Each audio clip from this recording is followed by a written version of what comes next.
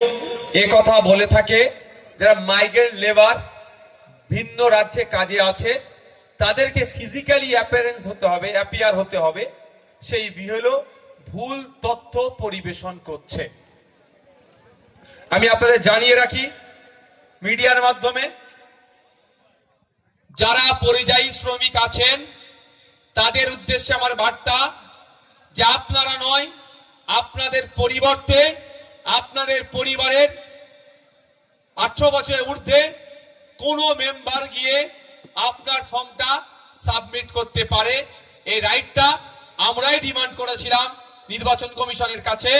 আপনারা দেখবেন নির্বাচন কমিশনের পক্ষ থেকে এই সার্কুলার দেওয়া হয়েছে। সুতরাং যারা ভিন্ন রাজ্যে কাজে আছেন তারা আতঙ্কিত হবেন না, আপনারা ওখানে থাকুন। আমাদের দুটো প্রস্তাব ছিল, হয় তাদেরকে পরিবারের লোককে দিয়ে হিয়ারিং কমপ্লিট করতে হবে, অন্যথায় ভার্চুয়াল হিয়ারিং করতে হবে। এই আমাদের দুটো প্রস্তাব ছিল। ভার্চুয়াল হিয়ারিংটা এখনো অ্যালাউ হয়নি, কিন্তু আপনারা জেনে রাখুন তারা তাদের পরিবারের কেউ গেলে সেটা হয়ে যাবে। তবে একটা ফর্ম আছে, ফর্মটা ফিল আপ করে নিয়ে আপনাকে যেতে হবে। আমি আপনাকে কি বলি, আপনি সিধে ভিডিওতে চলে যাবেন, ভিডিওতে গিয়ে নেবে, বিএলও নেবে না, ERO electoral registration officer, এইআরও additional electoral registration officer, তাদের সাথে কথা বলবেন। আমি খারাপ কাউকে বলছি না, অনেক বিএলও সঠিকভাবে এখন নিয়মটা জানে না, তারা কি করবে বেচারি, অনেক বিএলও জানে না।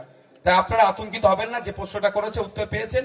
আপনাদের এখান থেকেও কেউ যদি ভিন্ন রাজ্যে কাজে যেয়ে থাকে তাকে এই হিয়ারিং এর জন্য আসতে লাগবে না। তার পরিবর্তে একটা ফর্ম, অনেক জেরক্স সেন্টারে দেখবেন এখন চলে গেছে, ফর্মটা নেবেন, যে যা ক্রাইটেরিয়া আছে ফিল আপ করে এটা এক্সট্রা সাথে নিয়ে যাবেন। আর যে যাচ্ছেন তার একটা ভ্যালিড ডকুমেন্টস নিয়ে যাবেন, অরিজিনাল একটা জেরক্স করে। আর কারো কোনো কোশ্চেন আছে এসআইআর নিয়ে?